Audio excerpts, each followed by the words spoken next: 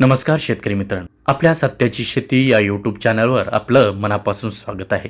आजचा विषय खूप महत्त्वाचा आहे। कापसावर ट्रेड डीलचा काही परिणाम होईल का? शेतकरी म्हणून हा प्रश्न पडणं अगदी स्वाभाविक आहे। चला तर मग सोप्या भाषेत आपण समजून घेऊयात। मित्रांनो, आपल्या गोदामात कापूस पडून आहे, भाव वाढतील म्हणून आपण थांबलो आहोत, पण अचानक बातमी येते भारताने नवीन ट्रेड डील केली। आता प्रश्न असा, ही ट्रेड डील आपल्या कापसाच्या भावाला वर नेईल का की आणखी खाली आणेल? सर्वप्रथम समजून घेऊयात, ट्रेड डील म्हणजे दोन देशांमधील व्यापार करार।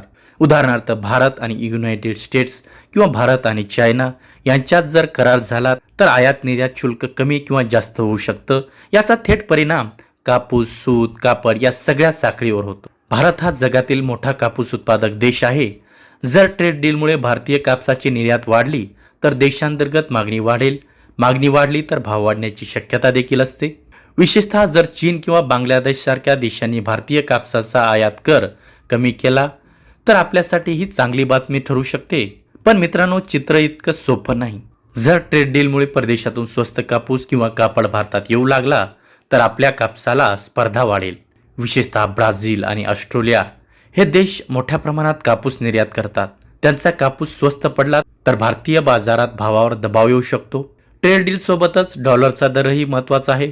जर रुपया कमकुवत झाला तर निर्यातदारांना फायदा होतो, पण जर रुपया मजबूत झाला तर निर्यात महाग पडते, म्हणजे भावावर परिणाम होतो। शेतकऱ्यांनी काय करावं तर बाजारातील आंतरराष्ट्रीय घडामोडीवर लक्ष ठेवा।